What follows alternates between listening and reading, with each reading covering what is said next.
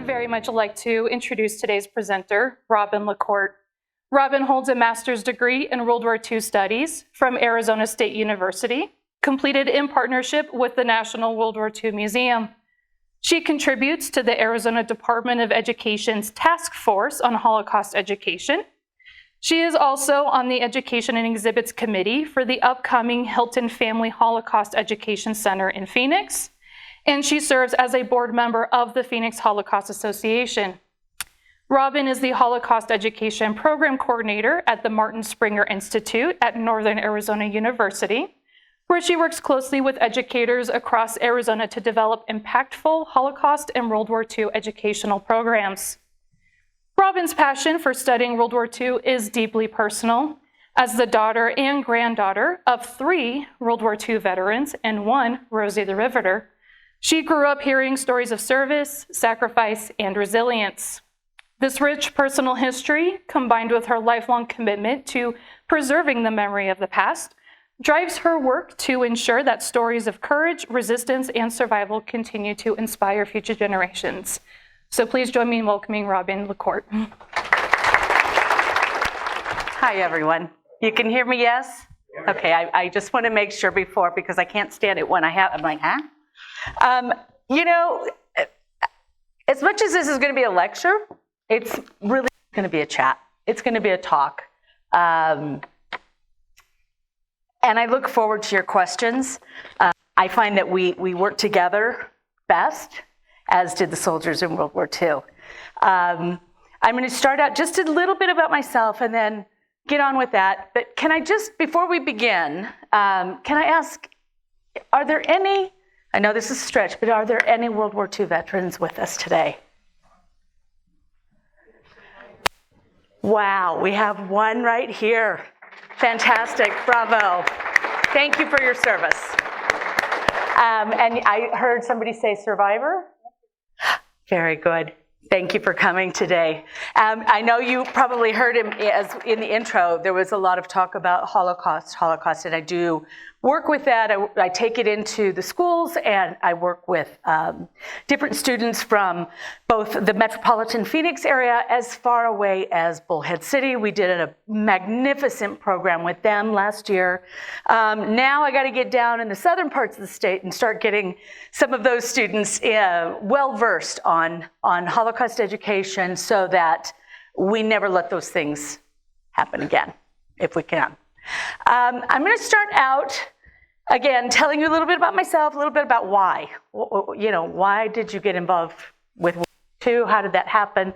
Well, as you heard, 3 veterans. My grandfather, who was a stateside veteran. He was an old soldier when he was drafted into the Army, 37 years old. He actually never left. He was at Fort Sill, Oklahoma, and he trained on what we call the big guns.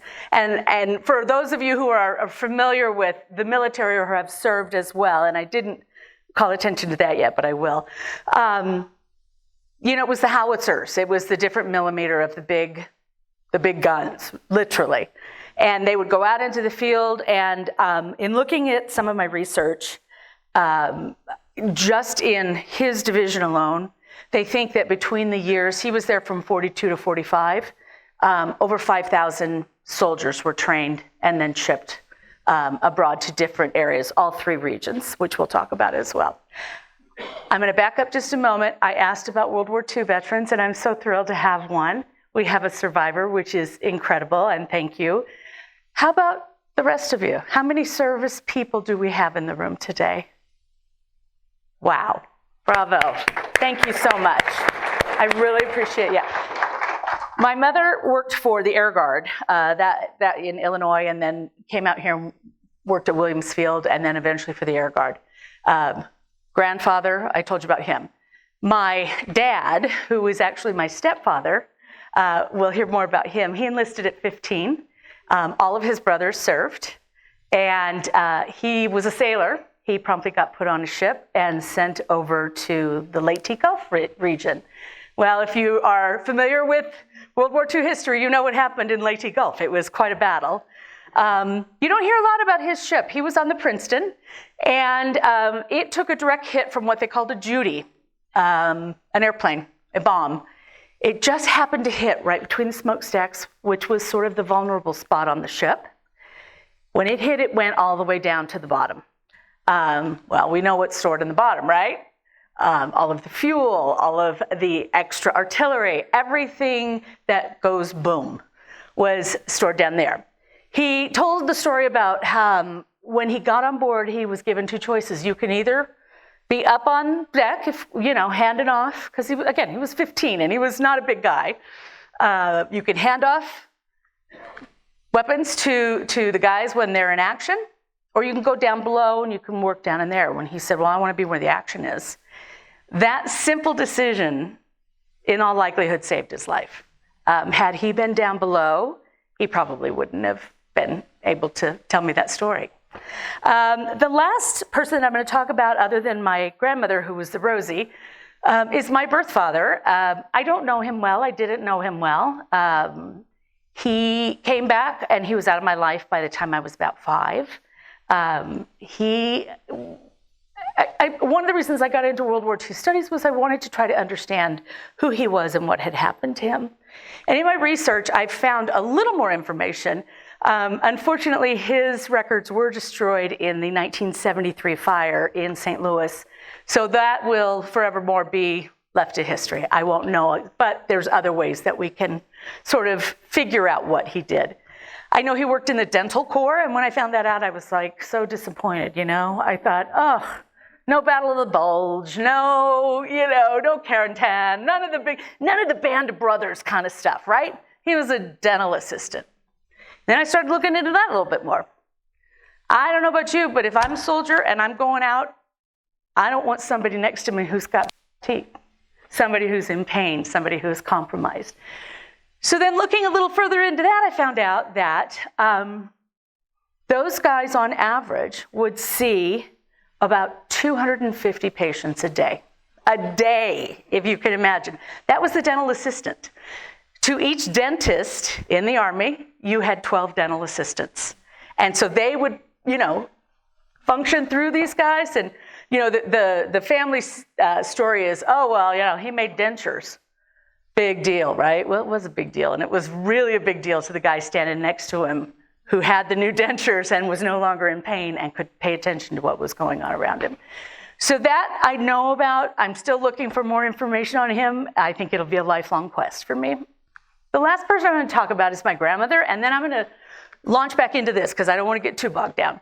My grandmother worked for Mobil Oil. When my grandfather went off to Fort Sill,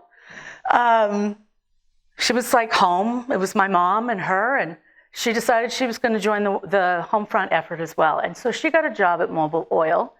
And I always say she didn't carry a riveting gun. She carried a spatula or a wooden spoon. She ran the cafeteria. And back in those days, they would have the big cafeteria that the men would come in and have their afternoon meal and then go back out into the fields to work the oil fields. Well, we all know without oil, we don't have much going on in terms of a war. And so in order to do that, I view it at least, that her job was as important as any of those men in the field because she was feeding them. She was giving them the energy to go back and to do their job. And I must add, she was an amazing cook. Absolutely. To this day, I regret not writing down her chicken and dumpling recipe. Hers was not the drop. She rolled them. They was a little different, and they were absolutely amazing. So those are the people that influenced me. My mother, of course, as I said, she was a civilian, but worked for the Air Guard and for Williams Air Force Base. And we're going to find out a little bit more about that when we talk more about George, who you guys watched in the beginning. So bear with me for just a moment. I am not used to using clickers. Let's see if I can make this happen. Look at that. Okay. So I've kind of already done my introduction. I will tell you that this is the Moody Men. This is my dad right here in the sailor uniform. I told you, wasn't a huge guy. And all of his brothers served as well in different capacities during the war.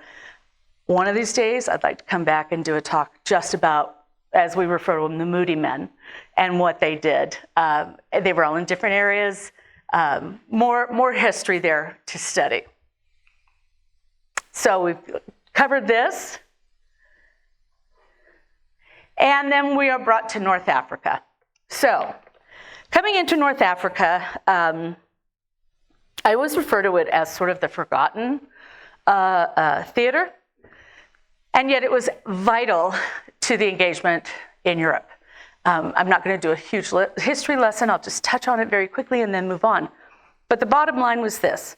We were a green army. We were a green defense system. We hadn't been at war. And these men went into Africa. They were facing the core there. And as you can imagine, you're in the desert, horrific environment. It's hot.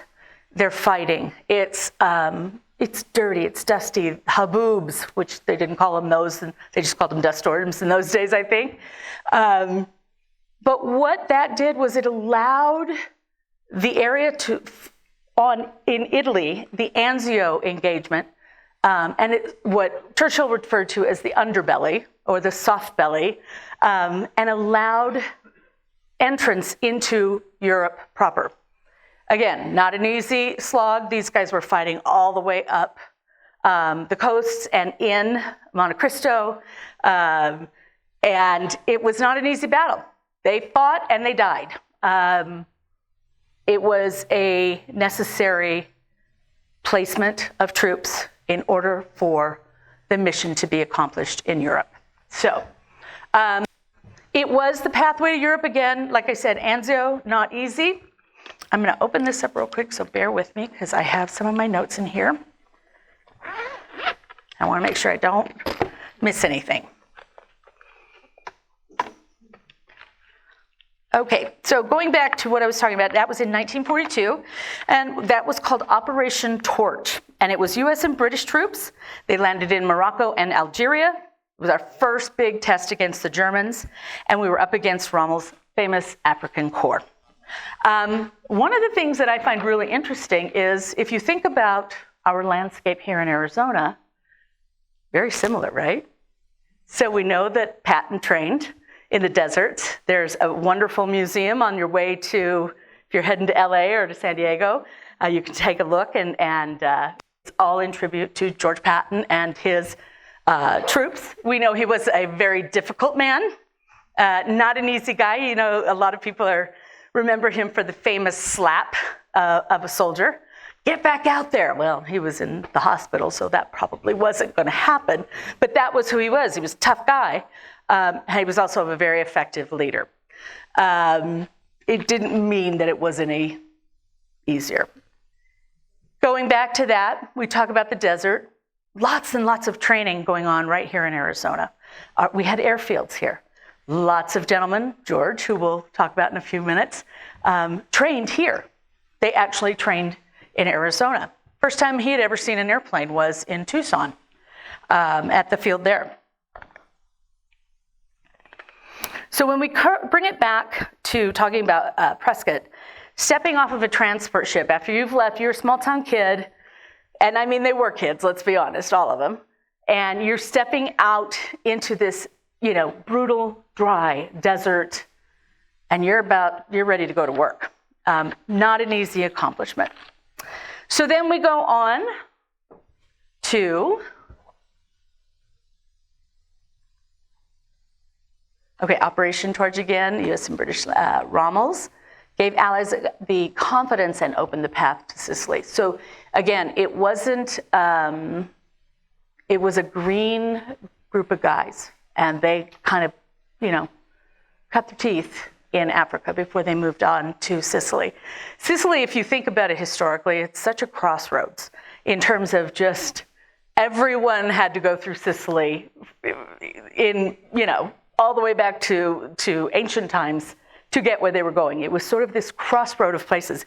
Interestingly enough, my husband is Sicilian, and I actually got to go recently, a couple of years back, and there's nothing like actually standing on a piece of land to really understand what others might have experienced. And so you can see the different cultures that have affected Sicily over the course of time. Amazing country. I think sometimes it gets a bad reputation. And I will also tell you this, perhaps the best white wine I've ever had in my life. Mount Etna can really put out some minerality in their whites, and they are delicious. So if you ever get a chance, give them a try. Okay, so then we get into Italy, and coming up the boot. They hit Sicily, then Italy. It was a grinding campaign. We know that much, right? Meanwhile, on the other side of Europe, D-Day is getting ready to happen, June 6th, 1944. 160,000 Allied troops stormed Normandy's beaches, and we know there were multiple. So it wasn't, we always hear about Omaha because we're US-centric, if you will, but there were other beaches. And unfortunately, Omaha took one of the biggest hits. And I know I'm talking off of France now, but these are parallel activities that are going on at the same time. So you've got troops coming up, Italy, getting things softened up over there.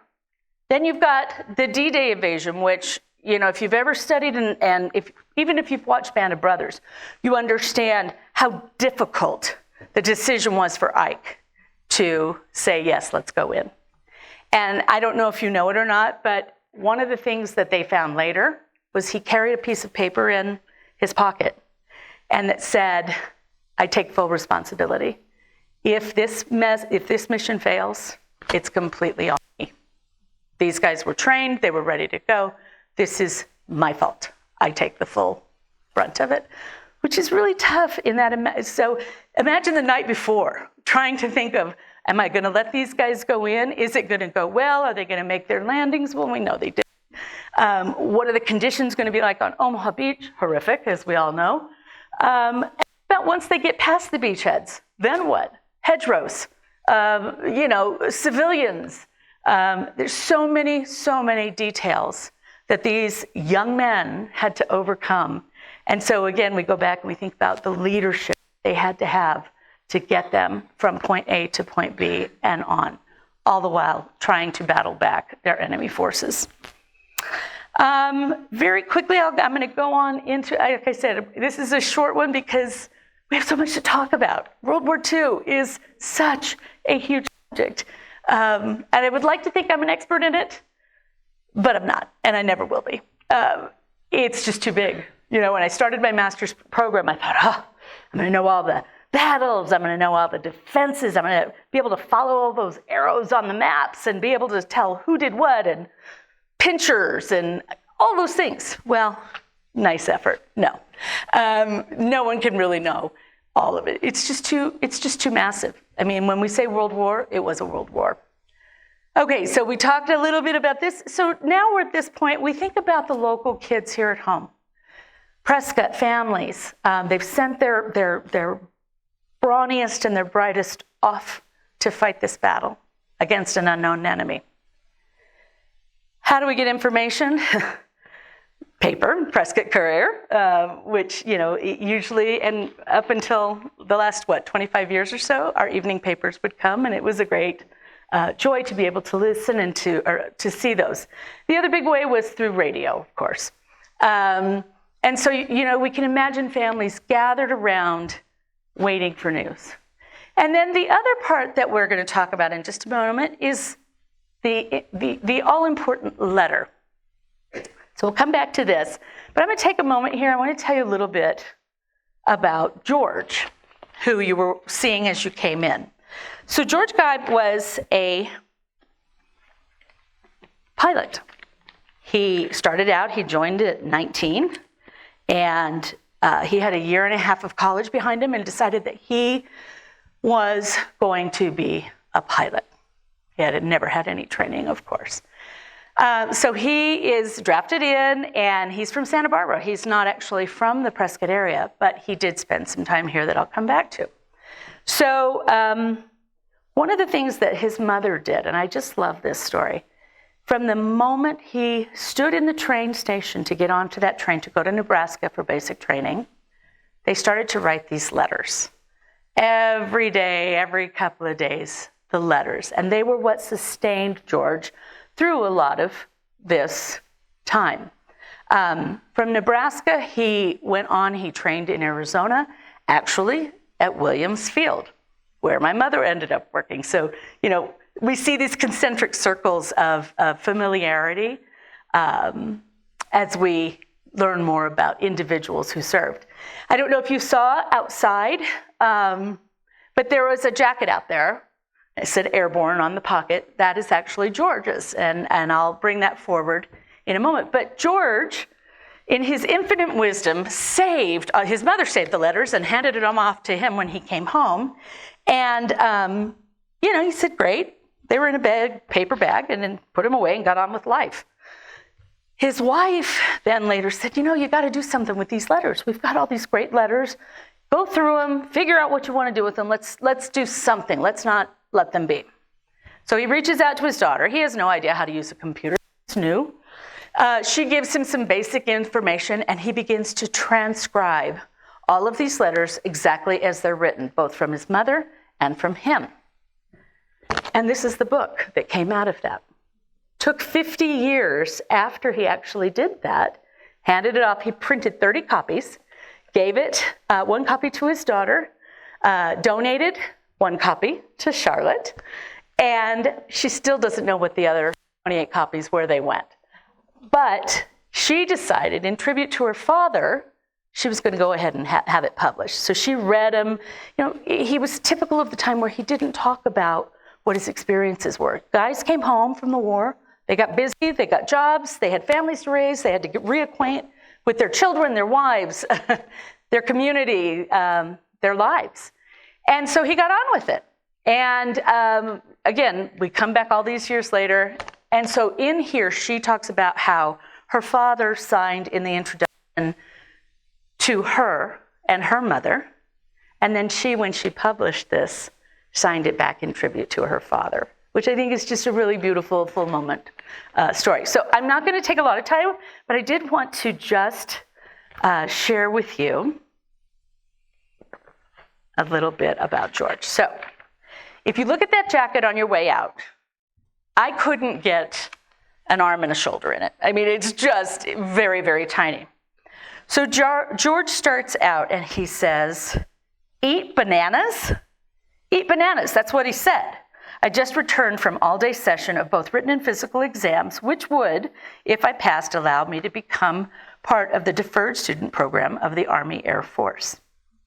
He goes through his exam, everything's great. Then he gets on the scale. He weighs 130 pounds. "Sorry, we can't take you. You have to weigh 135 pounds.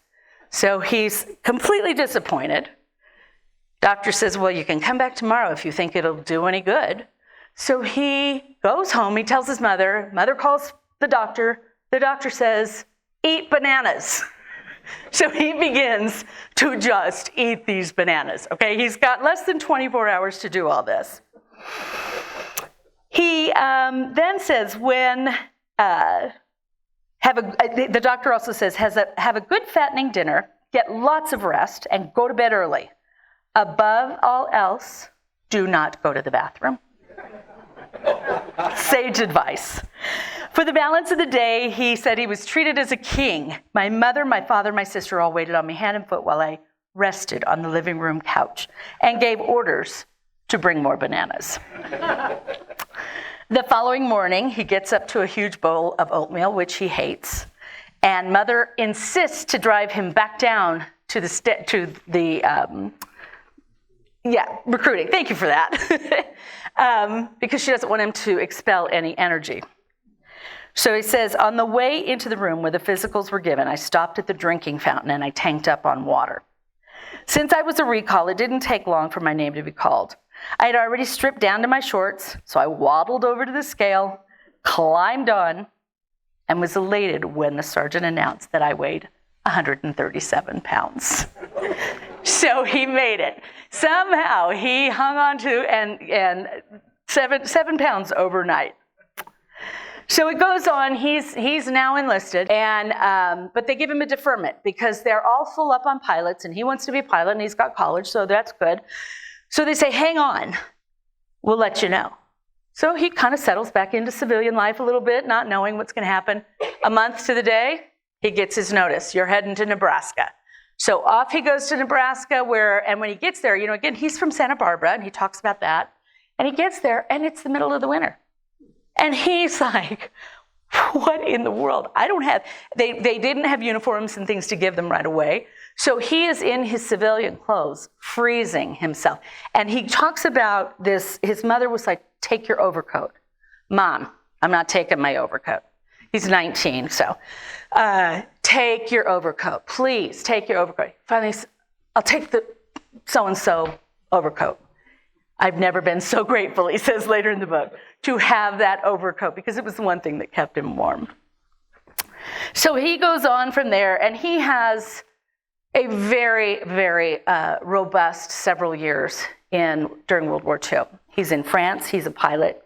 He flies, I believe, 25 missions in total.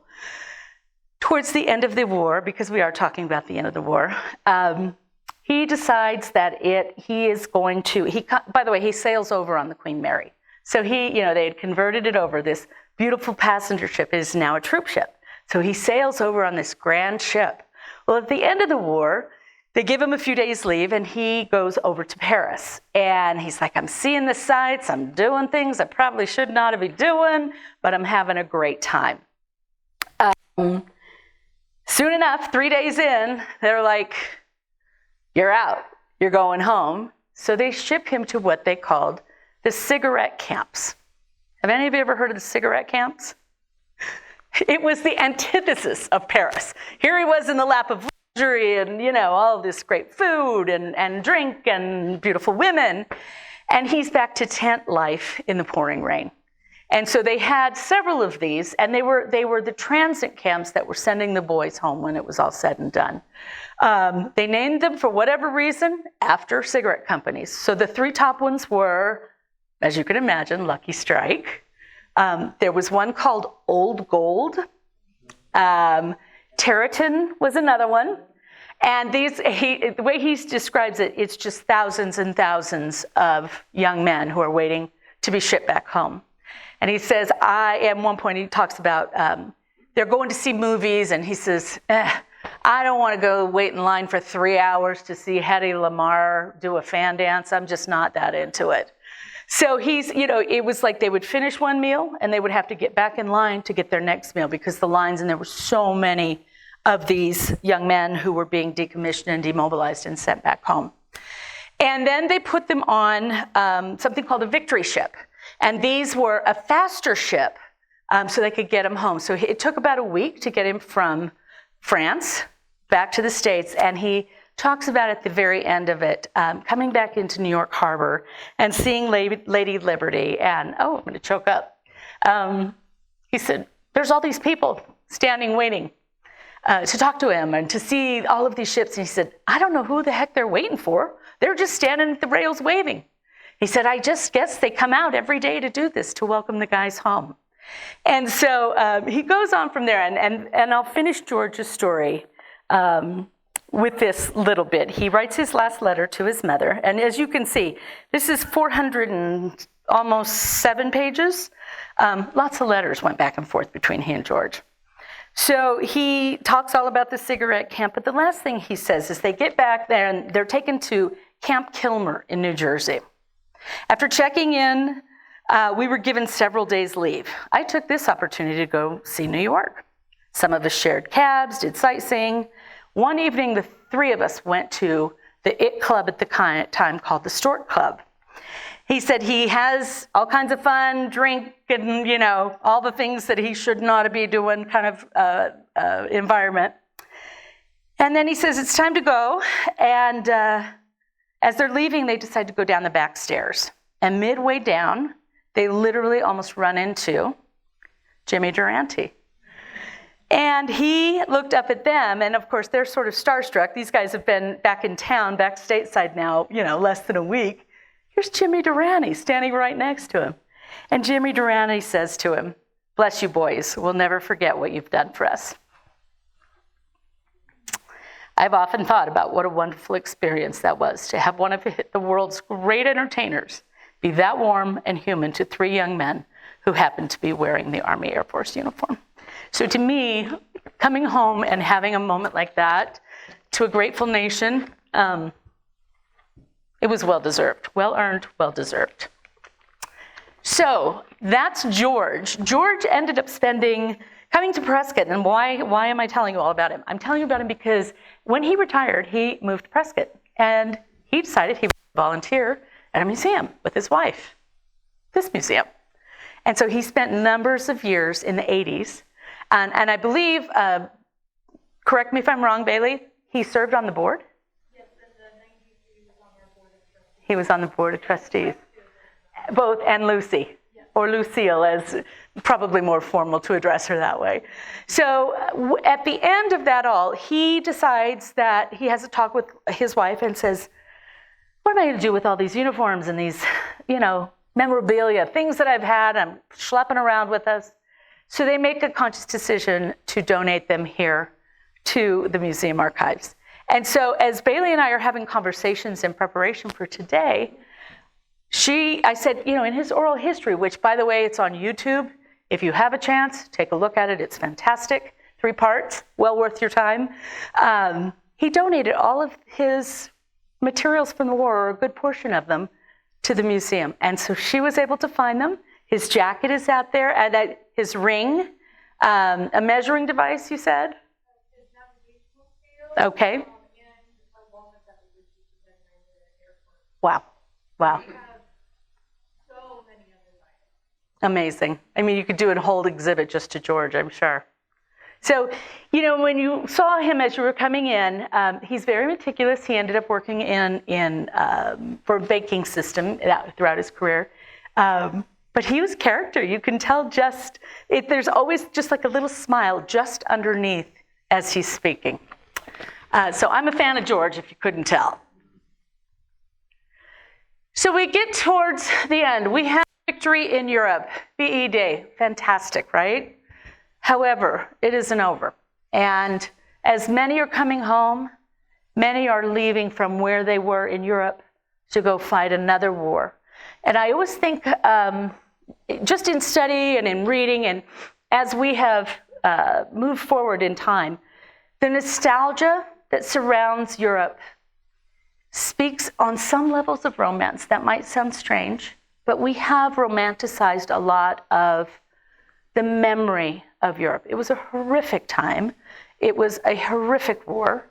There was great destruction of soldiers as well as of anyone who was not acceptable to the Third Reich. Our Holocaust survivor here can attest to that, I'm sure. I'm sure he knows as much as I do about how awful those times were. So we finished one war, the romantic side of Europe. We're off to Japan and trying to settle peace there. The problem is, and what a lot of people don't understand, why could we not get this settled? First off, Japanese warriors were willing to die, literally willing to die. Kamikaze pilots. It was a great honor. Even after the surrender was signed, there were factions that continued to fight. They wouldn't give up. They could not believe that their emperor, who they considered a deity, this was on the same plane as their god, their leader, could allow this to happen. So it must be false. If you've ever watched any of the Pacific or some of those, you see the brutality. Sledge's book, Helmet for My Pillow, I think, and there's 2 of them, and it's escaping. This Old Breed. If you read those books, you realize just how brutal it was and what a miracle it was that any of these guys got out of there. The POW camps, starvation was used obviously as a tool, as well as beatings. There were so many things that were really, really difficult. And I'm putting that so mildly. So we begin this island hopping and then the blockade. So eventually, as we know, the atomic bombs are used, 2 of them.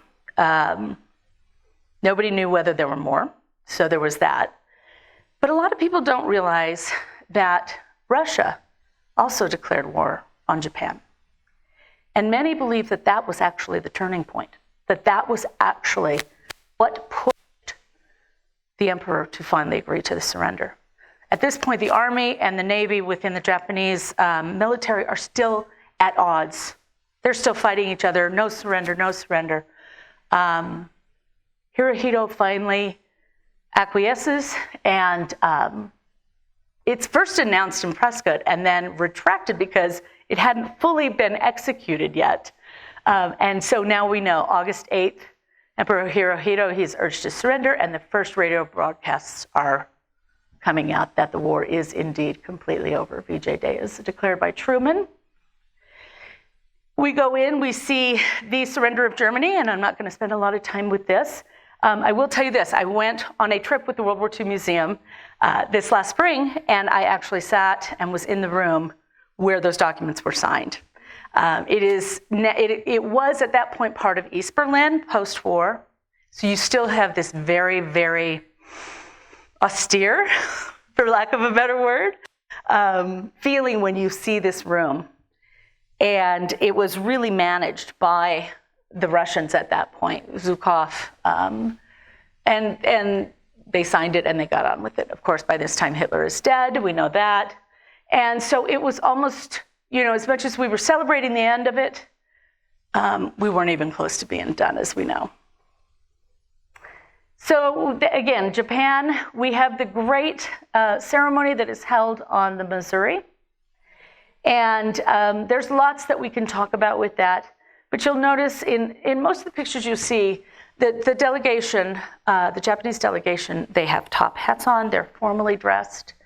My father was on, my dad, my stepfather, was on a supply ship. His ship had been sunk.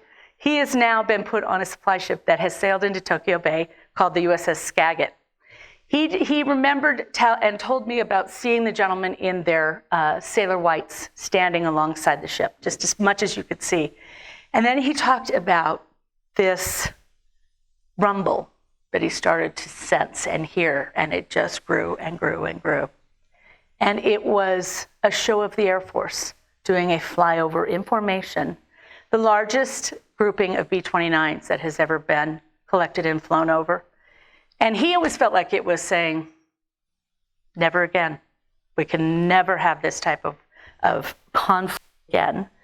And let's be honest, it was the Army Air Force showing off just a little bit. So they did sign the surrender. Up here you'll see this little card, token, if you will. It's a souvenir that was handed out to those who were on board the USS Missouri when the surrender was signed. It was a very formal occasion. I will tell you this, I found this very interesting. MacArthur had the presence of mind to take 5 pens up when he went to sign his name. And he would pull one out and sign a little bit, pull another one. I mean, we see it a lot today, but we didn't see it back then. And so he would hand it off, and 2 of them went to 2 individuals who were accompanying him who had actually been in POW camps. And you can tell by the leanness that they were really suffering prior to coming on board. So they got a pen, another one got a pen, the 5th pen went back in his pocket, and he kept that one for himself.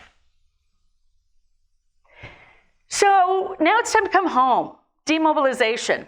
And there's a lot of different ins and outs with that. Do you have enough points, etc.?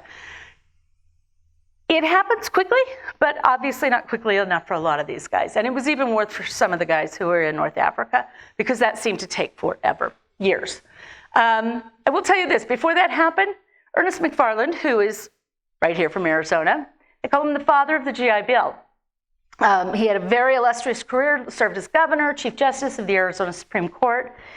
He, along with others, created this wonderful GI Bill that allowed loans, that allowed for educations. It was a perk, if you will, for gentlemen coming, and women, I should say. Not everybody got to take advantage of it equally.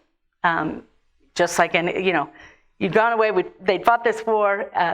Things at home had not necessarily changed dramatically. So oftentimes, African-American soldiers were not given the GI Bill as readily as Caucasian soldiers were. Same was true for women, but not as much. 8 million veterans used the benefits, college, homes, and jobs. When I got married and I was broke with my husband, just out of college, our first home was in an area of Phoenix called the Willow District, and we lived in a 3-bedroom, very tiny, 3-bedroom, 2-bath house that we bought directly from the original owner, who was a war bride. And she said, I don't really need a mortgage, just make the payments to me. It was still in that time when you could do a handshake, and we were a family and she wanted us to live in her home. So that's how we got our first home. So I'm still grateful indirectly for the GI Bill, because that's how they bought that house. And then we talk about our code talkers. Again, they are, original to Arizona as well as other tribes around the country. But the thing that is so incredible, it was the one code that could not be broken. So to this day, we know that their contribution really, there's a lot of times you hear in war, oh, it was the turning of the tides, or it was the point that made all the difference. Well, theirs was, in a lot of ways, a point that made all the difference, because their codes that they transcribed through their native tongue could not be broken by the Germans. And so they couldn't find out what we were doing in the island hopping campaign on our way to Tokyo. And then we come back, and we're back in Prescott. Everybody's coming home, getting to know kids, their families again. And I'm going to check my time. I'm still okay. There's a lot more about Prescott. The VFW was wonderful, the Women's Auxiliary in particular, in welcoming the Prescott soldiers home with bingo nights and dances and dinners and every kind of get-together that you can imagine as they were coming home and reintegrating into their small-town environment again. As we know, and I mentioned in the beginning, many men, if not all, came back with scars, but not necessarily ones that you could see on the outside. They carried them with them, and they manifested in different ways. Difficult relationships with their wives, community, children. That would have been my birth father. Difficult. And, we'll never know why. As I said in the beginning, it was a dental tech. How bad could it be? Well, what I didn't take into consideration either was that he was in London from 1939 to 1945. So he saw all of the bombing that went on during that period of time. So, we can't always imagine what someone's carrying with them. We see it on the outside, but we can't see the inside. Some of them talked, though, and especially as they got older, and this is at the end, they began to talk more, and we find that both with Holocaust survivors as well as with our soldier community.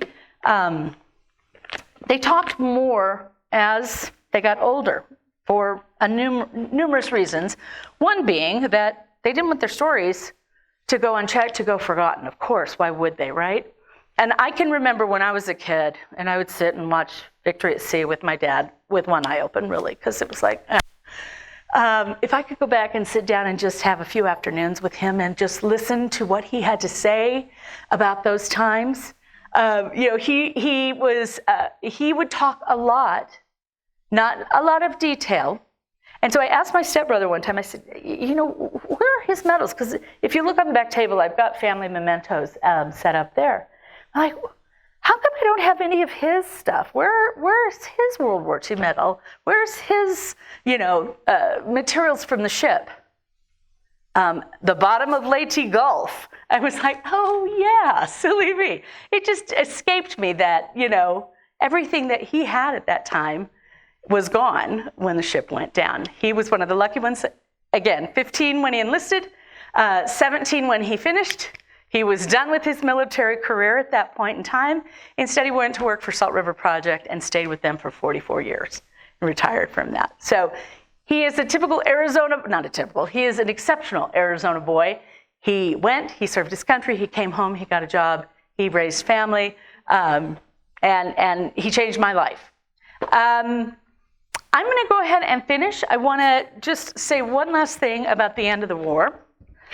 And if you'll bear with me just a moment. I know this is going to fall.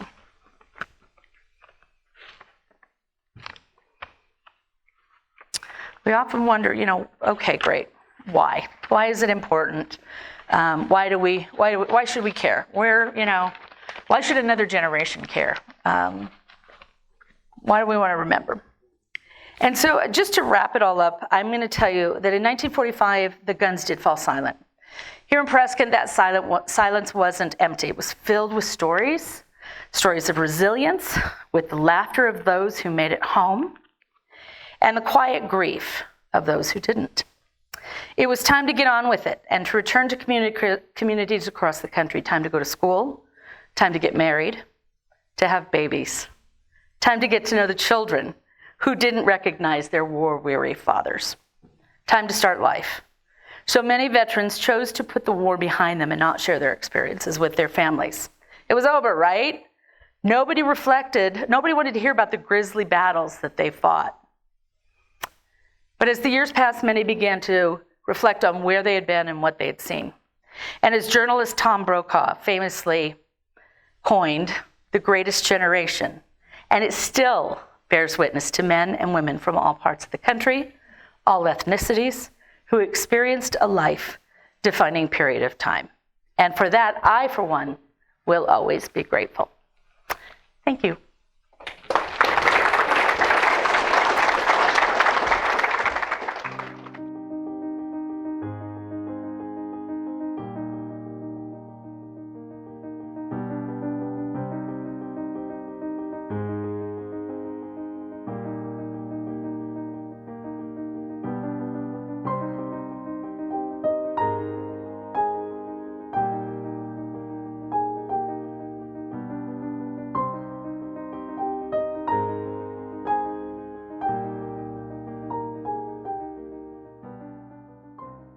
Why did you decide to join up? Well, as I mentioned, of course, I had to sign up for the draft when I did, and then in thinking about it, the Air Force sounded glamorous. I think it does to all young men, and I'd always kind of liked the idea of flying, as a matter of fact, and I thought, I'm going to try to be a pilot. I knew even at that time that a lot of people who enlisted did not make it to the pilot status, but they did stay in the Air Force. So I thought I'd give it a try. They weren't ready for us in Lincoln. They didn't have clothes for us. They didn't have the manpower to manage us. They didn't have the right food. They didn't have anything. So I made a note in here that some months later, we learned that Lincoln had been a last-minute substitute as an assembly point for pre-cadets.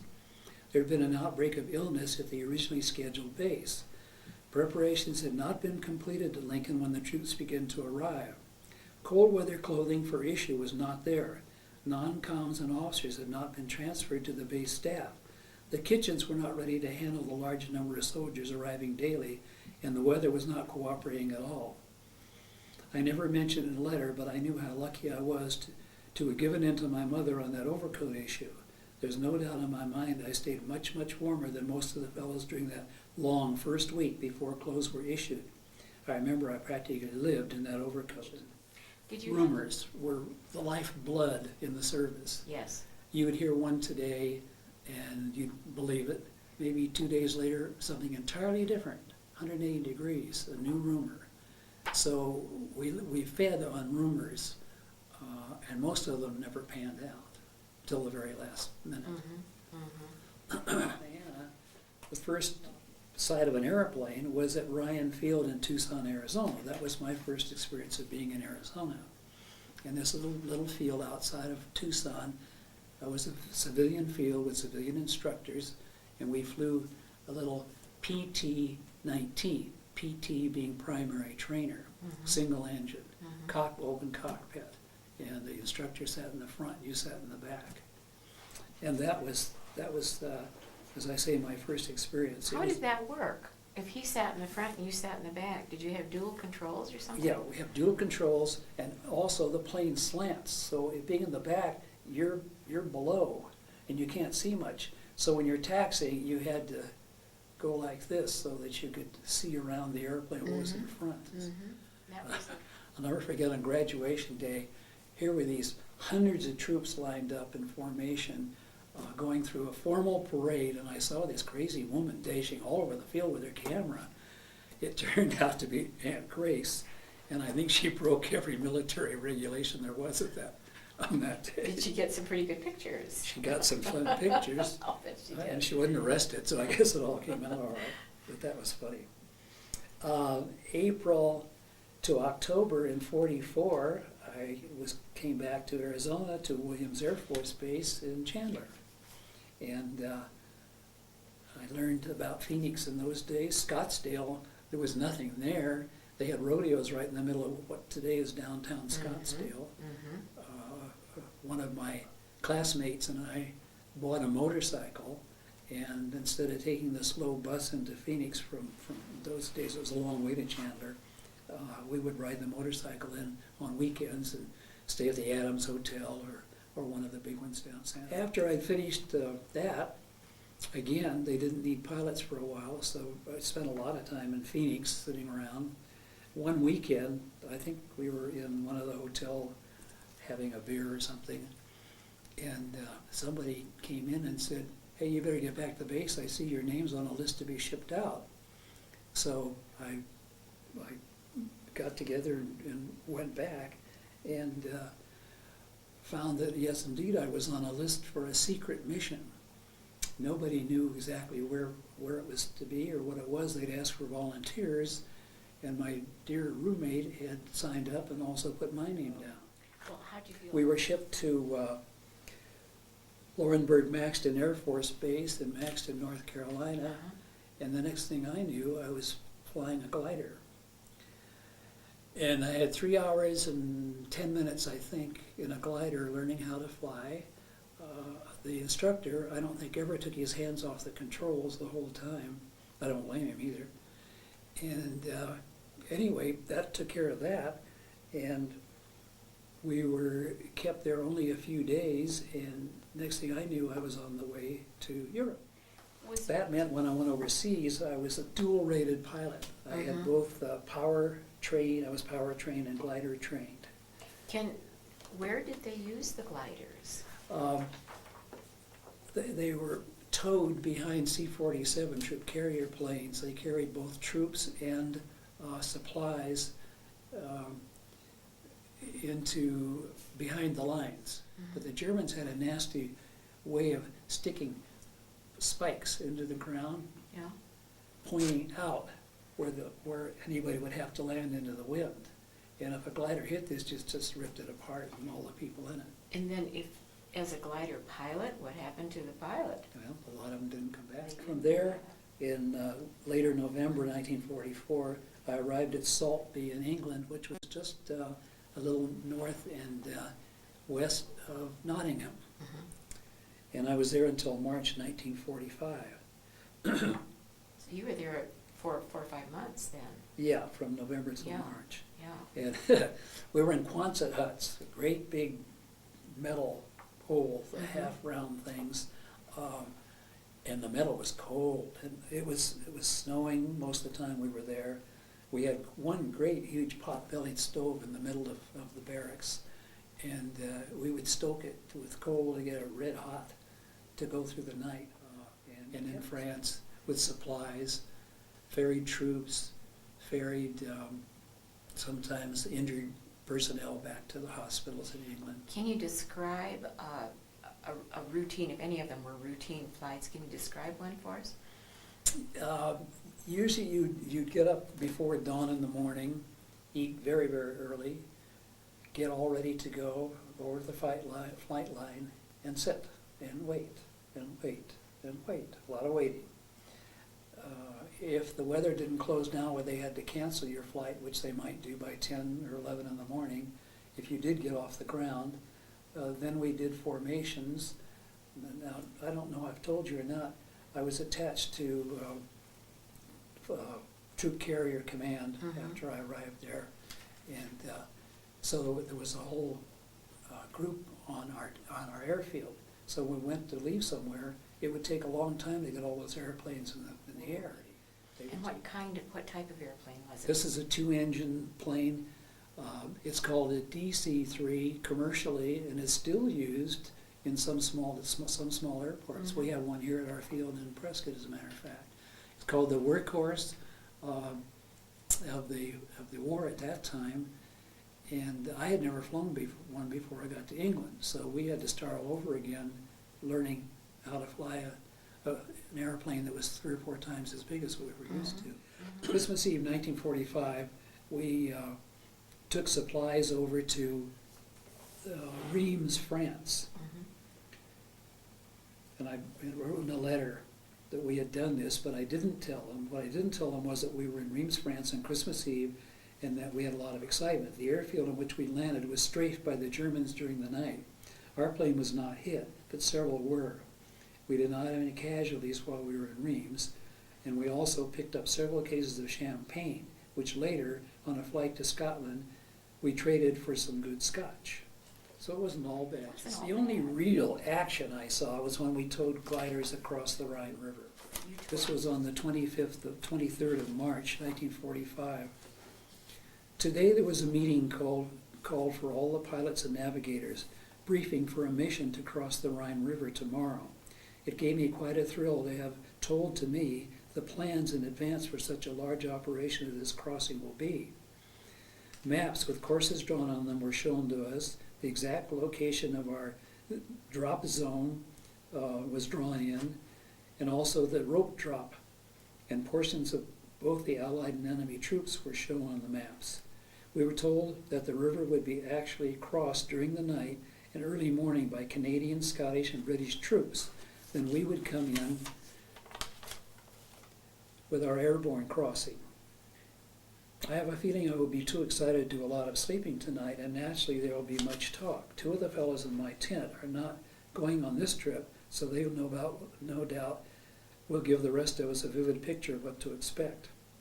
My real sweating today came before the flight schedule was posted, because there will be a dozen of us with dual power glider ratings who will have to fly gliders.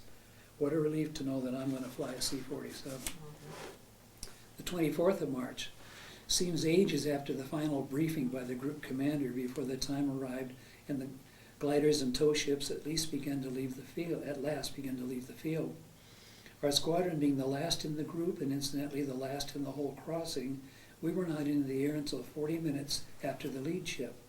By that time, the first serial was starting out on course, and after circling for another 7 minutes, we too began the trip. Naturally, with the gliders trailing behind, we had to fly much slower than if we had been flying at normal cruising. I thought we would never reach the drop zone, where all the winged troop carrier ships assembled. Finally, my pilot told me to go in the back and put on my flak suit, and when I had done this, I took over while he climbed to his also. With a flak suit, you can hardly move in the seat. From this point, I talked almost continuously with the co-pilot in our glider over the interphone. He told me he was scared, and I know if he had told me he wasn't, he would not have been normal. I wasn't really afraid, at least it didn't feel like any fear I've ever had, but I do know I was unusually nervous. Miles before we reached the point of crossing, we could see the smoke screen covering the whole area. As we flew near, we could make out portions where the smoke was more dense and where large fires were burning. Nearly all the way in, we saw formations, or rather groups because they were straggled, of C-47s and some C-46s coming out. As we got to the river, the haze was so dense we could hardly see the lead ships. Then as the Rhine passed beneath our ship, I spoke to the glider for the last time, wishing the pilots luck and telling them we'd keep chow warm until they returned to the field. After that, the glider cut loose and we had little chance to see how they made out since the mad scramble to be away from the drop zone was in full progress. Because it was daylight, although at that point the smoke was thick enough so that it seemed quite dark, the tracer bullets were difficult to see. Perhaps that's why I was not more frightened. I did make out some flak bursts off our left wing and decided that someone must be shooting at us. My decision proved to be true, for at the next instant I saw the ship directly ahead of us burst into flames. I knew at once it was my roommate's ship. He was battling to keep control of the plane as someone called on the radio, 335, you're on fire. Then he peeled off to the left and something resembling a huge ball of fire fell from the ship. It proved to be the left engine, we later learned. The ship was then under us and I could see no more, but our crew thought they saw 3 chutes open, although they reported 1 on fire. I imagined that the ship had plunged straight to earth, carrying Bob with it, and a feeling ran through me which I've never experienced before, nor do I want to feel again.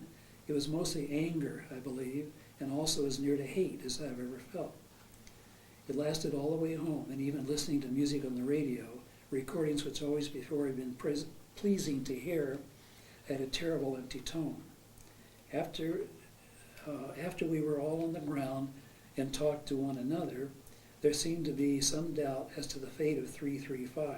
Some hours later, we heard that Bob had landed the ship just on the west bank of the Rhine, seconds before the whole nose section fell off.